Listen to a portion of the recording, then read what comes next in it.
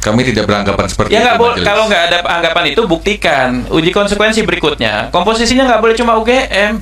Baik, kami serahkan kembali kepada majelis komisi. Ya, majelis diserahkan. Tapi saudara tidak melaksanakan. Jadi saudara harus laksanakan.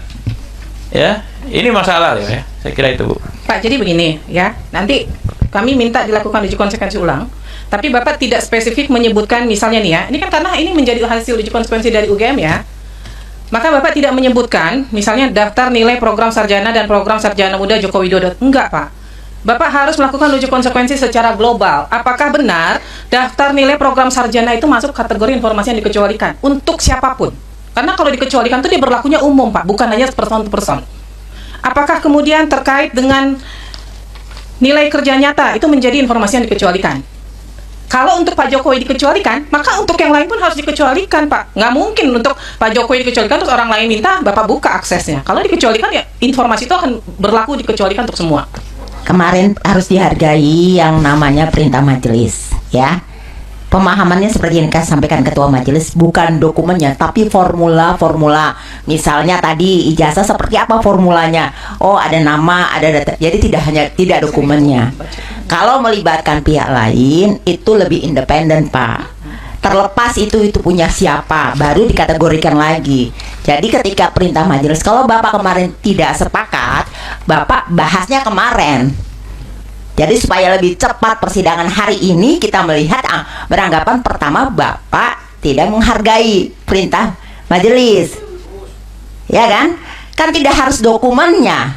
Kita dalam hal ini melihat dokumen itu tidak membedakan pemilik siapa, ya kan? Jadi nggak usah berdiskusi dalam arti yang di sini saja Bapak memperlihatkan bahwa tidak independen, ya kan, untuk melihat suatu persoalan. Jadi kalau kemarin perintah majelis ada melihat bahwa ini kalau melibatkan pihak eksternal, maka kajiannya lebih independen. Bukan lebih lagi, memang independen. Tidak harus dokumennya, tapi formula. Kalau ada ijazah seperti ini, kalau KHS data apa saja, tanpa memperlihatkan. Itu, kasih. Apa boleh menanggapi atau? Izin, Bu Ketua. Silakan. Ini seluruhnya kan berarti dari UGM ya. Iya. Apa saudara? Bentar. Memohon sebentar ya. Saudara termohon, ini berarti seluruhnya dilakukan oleh UGM. Berarti UGM tidak menganggap ada entitas akademik lain selain UGM yang mengerti Yang masalah handphonenya bunyi ini. tolong dimatikan ya. Ini UGM berarti tidak menganggap dalam tema KHS atau perlindungan data pribadi atau keterbukaan informasi publik tidak ada pakar dari selain UGM. Saya mau tanya itu dulu. Singkat-singkat aja ya, karena saya masih ada pendalaman lain. Baik, terima kasih anggota majelis. Pada prinsipnya kami tetap menganggap, dan kami juga menganggap bahwa pakar dari Pakar, ada tidak kepakaran di luar UGM yang bisa memahami soal ini, menurut UGM? untuk diuji konsekuensi ini tidak ada, tapi kalau untuk secara keseluruhan pasti ada. Namun tadi yang disampaikan. Nah, jadi begini, ini ada chauvinisme nih, ya, prestige oriented chauvinis. Jadi kebanggaan seakan-akan yang mengerti tema ini hanya orang-orang UGM. Andaikan teman-teman atau Bapak Ibu di UGM itu mau mempertahankan satu mazhab pemikiran saja, sebenarnya bisa kok. Ambil saja pakar-pakar lain yang satu mazhab, karena sebenarnya di keterbukaan informasi juga ada mazhab kehati-hatian, ada juga cautious focus approach misalnya begitu, ya. Kalau mau ambil kehati-hatian, katakanlah misalnya UGM mempertahankan ini sebagai suatu hal yang jadi data pribadi. Tadi Bapak bilang, Bapak orang fakultas hukum, iya kan? Mazhab tuh bisa diambil penguatannya dari mana aja, dan masyarakat tuh bertaburan kok pakar-pakar. Jadi sebagai sebuah epistemic community, ini masalahnya ada di chauvinisme UGM nih kalau begini kelihatannya. Jadi majelis memerintahkan melakukan uji konsekuensi sekali lagi, tidak dengan satu pendapat homogen dari UGM. Ini sudah komposisi berlaku untuk semua register Aquo, Pak. Gitu. Tapi kalau Bapak menganggap hanya UGM yang mengerti masalah ini masalahnya di UGM keseluruhan berarti. Ini masalah prestige oriented chauvinism. Ini chauvinisme model akademik, ya Pak ya. Ini andaikan Bapak mau mempertahankan satu pendapat pun, ambil dari luar UGM, itu perintah majelisnya, gitu. Sehingga pendapat Bapak itu lebih kuat, begitu. Ya, ini saya sudah pakai bahasa yang paling netral. Ya, Bapak mau mempertahankan silakan, tapi komposisinya tidak boleh homogen gitu. Sehingga Bapak tidak dianggap sebagai satu kesatuan korsa, tapi sebagai satu kesatuan pandangan mazhab.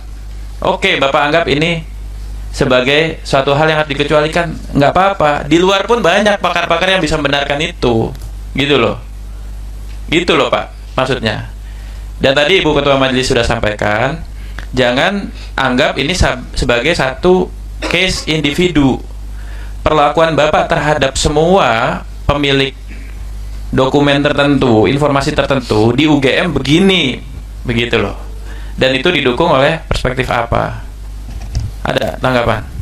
Izin majelis menanggapi, kami tidak mempertahankan mazhab, tapi alasan kami tadi adalah kami mematuhi prinsip kehati-hatian kami. Iya, kehati-hatian itu tadi saya sebut salah satu mazhab. Cautious focus approach itu salah satu mazhab. Dan uji konsekuensi memang untuk mempertahankan mazhab. Salah Bapak kalau bilang Bapak nggak mempertahankan mazhab. Kan kebijakan rektorat harus ada. Bapak salah.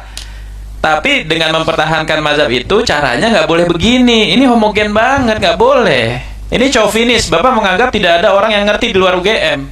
Kami tidak beranggapan seperti Ya itu. nggak boleh. Majelis. Kalau nggak ada anggapan itu, buktikan. Uji konsekuensi berikutnya. Komposisinya nggak boleh cuma UGM.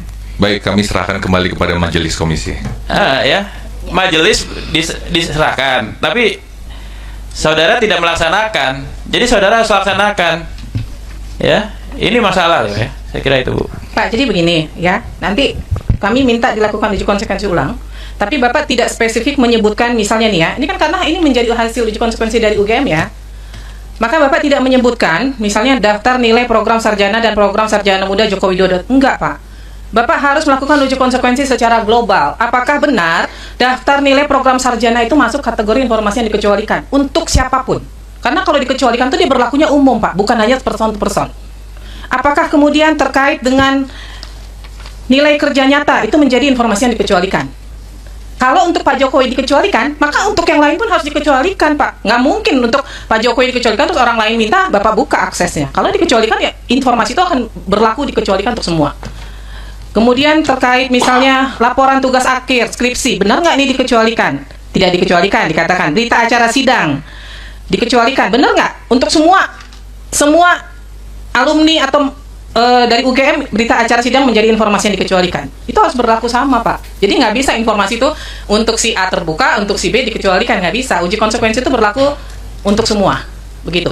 Jadi saya nggak mau di sini ada kata-kata surat keputusan yudisium untuk Joko Widodo. Nggak bisa Pak. Ini berarti kalau Bapak sudah menyatakan surat keputusan yudisium dikecualikan, maka untuk semuanya itu menjadi dikecualikan. Nah, Bapak harus melakukan uji konsekuensi, dan di sini Bapak harus menyebutkan nih. Di sini kan nggak disebutkan nih Pak.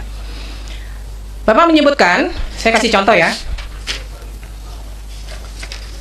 mengandung data pribadi. Data pribadi apa Pak yang terkandung di situ? Bapak harus jelaskan di dalam kajiannya.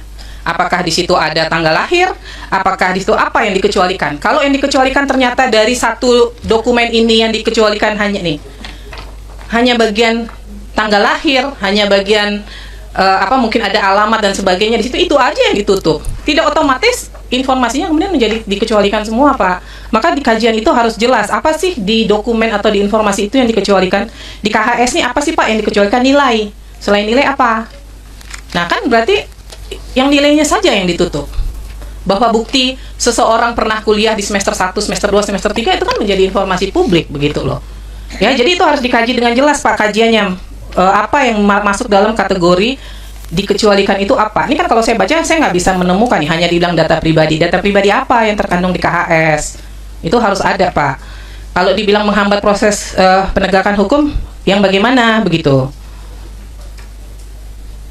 Harus ada jelas kajiannya ya Pak ya. Kemudian di sini Bapak menyebutkan, saya nggak tahu kok Bapak melakukan uji konsekuensi terhadap nilai kerja nyata.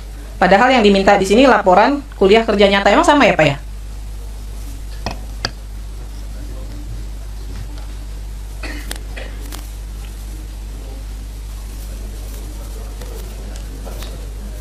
Coba silakan.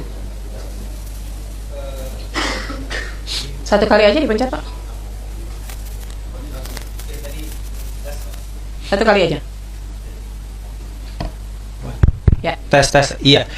Iya, Ibu, di situ di apa ya? Kita memberikan adalah transkrip nilai gitu ya. Karena memang dokumen terkait dengan laporan kuliah kerja nyata itu memang tidak ada gitu. Atau mungkin dalam bahasa KIP-nya belum didokumentasikan. Jadi dokumen itu memang tidak ada. Nah, maka kemudian kami dengan etikat baik gitu ya, mencoba kemudian mencari-cari gitu ya, menelusuri di teman-teman fakultas itu, berusaha semaksimal mungkin menelusuri ya setiap info, setiap kemudian taharak dan seterusnya itu, maka kemudian adalah data nilai dari Pak Jokowi bersama juga dengan nilai-nilai mahasiswa yang KKN yang ada pada saat itu. Termasuk juga kayak pemohon memintalah transkrip nilai. Nah, transkrip nilai itu juga tidak ada gitu. Tapi yang ada itu adalah daftar nilai Pak Jokowi gitu ya, yang final. Itu yang kemudian kami tampilkan di sana.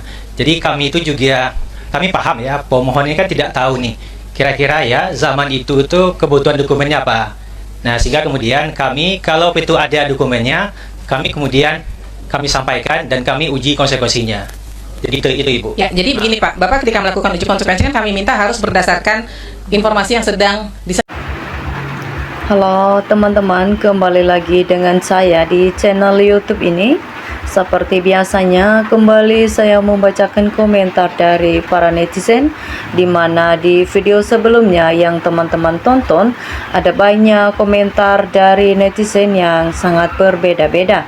Nah teman-teman, maka dari itu saya akan membacakan dari komentar yang pertama dari Mas Pom mengatakan, terlihat orang yang diutus UGM ini untuk melindungi kepalsuan ijazah Jokowi. Jokowi nggak punya ijazah asli, itu berbelit-belit, terus juga didesak diperlihatkan UGM nggak jujur karena ada uang. Rektor UGM dan semua yang terlibat kejahatan ijazah palsu harus diusut. Nah teman-teman, dari Bambangnya menyatakan, jangan sampai kebodohan dan kebohongan Joko Widodo dan para termul serta aparat kepolisian yang ikut-ikutan jadi termul, membuat masyarakat bodoh karena argumennya soal ijazah Joko Widodo tidak sesuai fakta atau aslinya. Nah teman-teman, dari Taufik Muharam mengatakan, penjarakan Rektor OVA karena mempersulit jalannya persidangan ijazah palsu. Sudah jelas kalau UGM melindungi kepalsuan ijazah Jokowi, menyatakan asli tapi tidak bisa memberikan bukti keasliannya. Usut tuntas orang-orangnya yang terlibat. Nah, gara-gara Jokowi, UGM jadi buruk demi uang dan kekuasaan. UGM berbelit-belit menghambat proses hukum sampai diperjelas hakim sedemikian. UGM berbelit-belit tidak transparan, ini semakin memperjelas ijazah Jokowi palsu. UGM terlibat kong kaling kong. Sidang pengadilan kok dihubungkan dengan politik rusak hukum di Indonesia ini. Nah, carut marut penegakan hukum Indonesia, makanya jangan jadi orang miskin akan susah sendiri. Jadilah pejabat atau mantan pejabat akan dibela mati-matian. Semoga Ibu Hakim selalu sehat dan adil. Nah, UGM jujur tampilkan sebagai lembaga yang mendidik anak bangsa untuk masa depan. Yang bis mengatakan, kalau polisinya benar dan sudah menyita sebegitu banyak barang dan info sebagai bahan barang bukti, mestinya polisi sudah tahu persis kalau ijazah itu palsu dan langsung menangkapnya. Pantas Amelia dosen UGM busuk munafik, pencilat boneka, pengkhianat yang terlibat dalam pemalsuan skripsi. Ijazah Jokowi segera dicopot, diseret ke muka hukum, merusak memalukan negara bangsa dan UGM. Nah, UGM sudah babak belur kalau terus kebohongan ditutupi dengan kebohongan. Saya sebagai alumni UGM merasa malu. Jujurlah Pak Jokowi, hindarkan masyarakat dari perselisihan dan permusuhan. Nah, kelompok rekayasa sudah mulai gelisah. Apalagi sedikit demi sedikit Presiden Prabowo mengeluarkan dari kekuasaan ini akan lebih mudah untuk diusut, dan semua itu akan terang kalau Kapolri dan pejabat-pejabat Polri diganti akan semakin mudah. Nah, teman-teman, dari Apu Saifuddin mengatakan, kalau mau menyelamatkan UGM, jujurlah bukan apa adanya. Kalau tetap membela Jokowi, rusaklah UGM.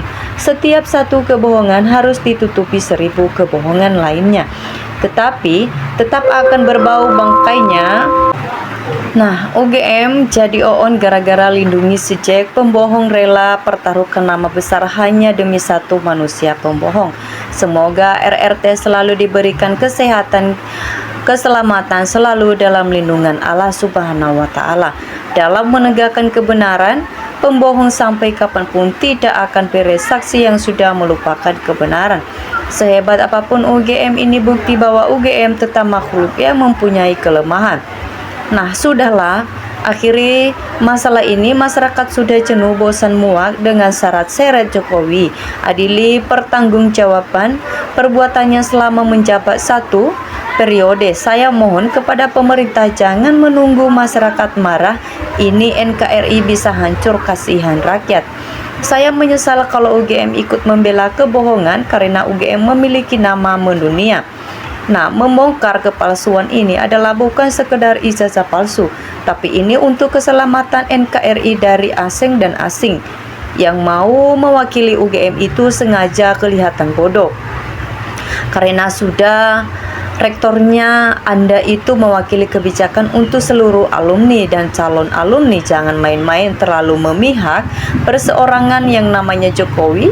Fatal, Pak, nanti Bapak suatu waktu akan dimarahin alumni yang berikutnya.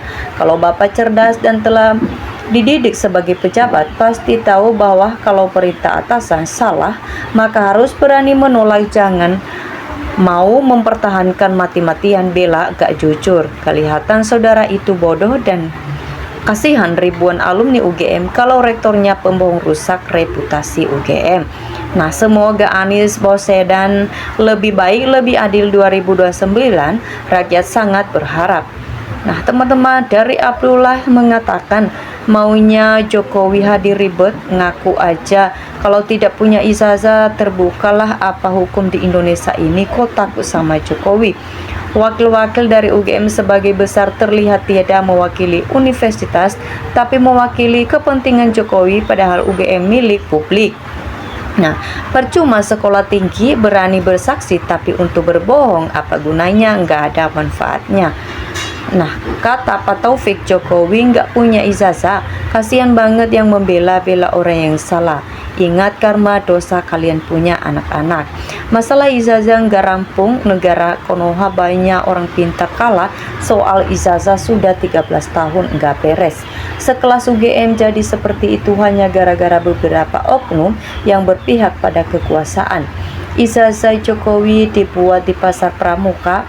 Kalau tidak percaya, panggil sama Bitor Suryadi Widodo. Ini orang yang menyembunyikan kepalsuan ijazah Jokowi. Tak berpikir akan jadi korban pidana di saat terbukti palsu. Kekuasaan berganti, apalagi jika Jokowi meninggal, ijazah palsu pasti akan terbuka. Hancurlah semua orang yang merekayasan kepalsuan ijazah Jokowi. Nah, ini tidak memihak kepada pihak penggugat atau tergugat. Berlaku kesemuan ini dilakukan sama mau ke siapapun. Nah, publik pasti akan dukung penuh. Kehati-hatian itu apa ini selalu diucapkan untuk mengelak cari-cari alasan yang tidak masuk akal. Bagaimana anggota dewa di Lampung saja ketahuan ijazahnya palsu langsung dipidanakan. Ini berbelit-belit kelihatan yang ditutupi. Nah, teman-teman, itu adalah tanggapan dari netizen. Nah, jika memiliki tanggapan yang lain, mari teman-teman ditulis di kolom komentar. Sekian video kali ini. Terima kasih. Salam NKRI harga mati.